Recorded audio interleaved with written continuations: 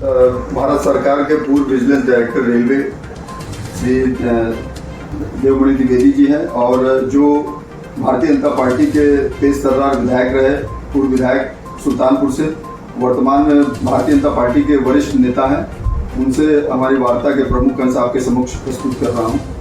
तो द्विवेदी जी बताइए कि जैसे जो ये अटैक हुआ कश्मीर पे, जो आज वर्तमान परिप्रेक्ष्य चल रहा है, क्या हिंदुस्तान को इस घटना के परिप्रेक्ष्य में पाकिस्तान पे अटैक करना चाहिए? आप क्या कहना चाहेंगे? मैं सीधे इस मुद्दे पे आता हूँ, क्योंकि जिस तरह से पाकिस्तान हमेशा सीज फायर का उल्लंघन करता है, हर समय आए दिन वो कोई न कोई घटनाएं करता रहता है और फिर मानने को तैयार नहीं होता, जबकि भारत के द्वारा उसको साक्ष्य दिए जाते हैं, उसके बाद भी वो उससे विमुख हो जाता है।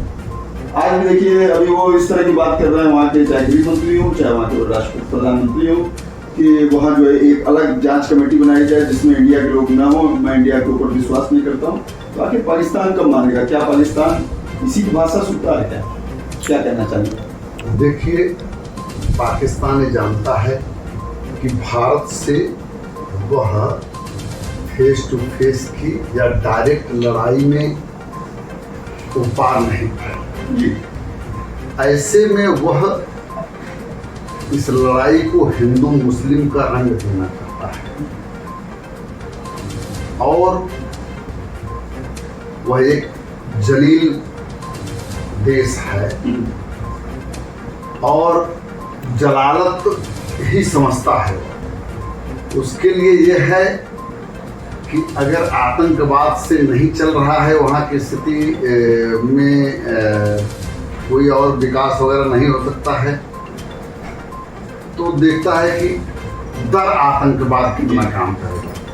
तो इसलिए धर्म और आतंकवाद को मिक्स करके वह आगे बढ़ना चाहता है और पूरे पाकिस्तान देश की मानसिकता में ही वह जहर खोल दिया है।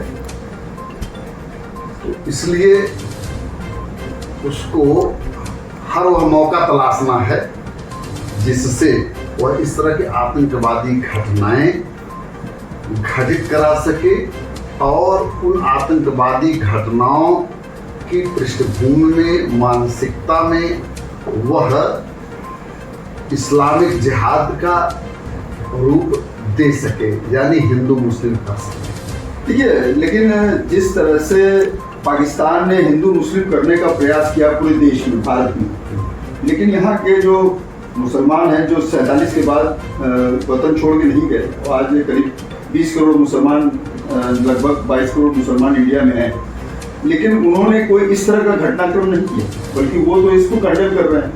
लेकिन कहना चाहेंगे कि 370 के बाद जिस तरह की स्थिति, 370 धारा खत्म होने के बाद जिस तरह से अमन चैन वहाँ पे आया, आज वहाँ की सारी पार्टियाँ, चाहे वो नेशनल कॉन्फ्रेंस हो, चाहे मौजूदा मुफ्ती की पार्टी हो, सारे लोग इसको कंडेम कर रहे हैं, क्योंकि वहाँ अमन शांति आ गई और वहाँ सब तरह का विकास हो गया। उसके बावजूद भी लेकिन देखिए, वहाँ के लोगों ने जिस तरह का वहाँ घटनाक्रम किया और वहाँ के लोग उसमें शामिल बताए गए, तो इस पे आप क्या कहना चाहेंगे? देखिए, बात तो कश्मीर की है, पूरे देश की बात तो अभी नहीं कर रहे हैं। तो जम्मू कश्मीर की चूंकि सीमा ही पाकिस्तान से लगती है और पाक ऑक्युपाइड कश्मीर है, तो वह उनके लिए कन्वीनियंट है। कोई पार करके 1000 किलोमीटर नहीं जाएगा, 10 किलोमीटर, 20 किलोमीटर, 50 किलोमीटर के दायरे में।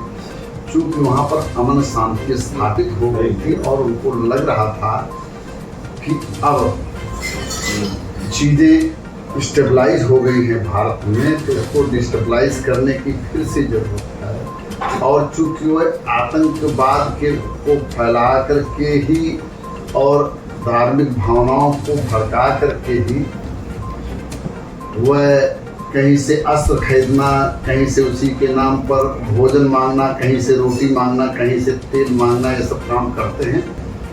तो इस तरह से उनको भारत को परेशान करने की भी और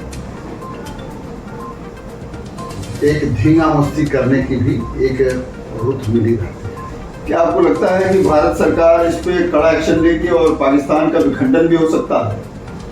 दोनों चीजें हैं। भारत तो कड़ा एक्शन लेगा ही लेगा जी, देखिए मोदी जी ने जो बोला है जी कि हम इनको ऐसा दंड देंगे जी कि जो इनकी कल्पना से बाहर होगा, जी तो इसलिए उनको तो इसका जवाब मिल रहा है। थप्पड़ के बदले थप्पड़ नहीं, थप्पड़ के बदले पत्थर मिल रहा है। जी, क्योंकि एक चीज। जी दूसरी चीज, पाकिस्तान उससे कम में मानेगा भी नहीं। तीसरी चीज, पूरी दुनिया की बिरादरी भारत के साथ है और आतंकवाद के खिलाफ। ट्रेन से जाना है क्या? पूछ रहे हैं, बताओ। इंटरव्यू चल रहा है। अरे वो लाइन पर है। लेकिन एक चीज ये देखिए कि पाकिस्तान 131 मिलियन डॉलर के कर्ज में है काट दें। और आज पूरे विश्व में सिर्फ क्या नाम है, चाइना को छोड़ के आज उसके साथ कोई नहीं है। और चाइना ने भी जिस तरह के असलहे और जिस तरह के वेपन्स उसको उपलब्ध कराए वो सब फुस निकल गए, वो सब किसी काम के नहीं है। लेकिन तब भी पाकिस्तान इस तरह का रवैया प्रस्तुत कर रहा है, जबकि अमेरिका ने सख्त लफ्जों में कंडेम किया उसको। उसके बावजूद और रूस ने कह दिया, जो विश्व की महाशक्तियां हैं, उसके बावजूद भी पाकिस्तान का रवैया आज भी देखिए जिस तरह का उसका घटनाक्रम है, वो सुधार मतलब वो कोई सुधार की ओर अग्रसर नहीं। देखिए ऐसा है कि उसमें सुधार कोई नहीं होगा जी, उसके मूल में ही भूल है और जड़ में ही गड़बड़ है। खान सर ने एक अपने इंटरव्यू में बताया, जो पटना वाले हैं, जो जी। कोचिंग पढ़ाते हैं, उन्होंने कहा कि पाकिस्तान में 10, 20, 50 आतंकवादी नहीं है, वहां के 24 करोड़ लोग पूरे आतंक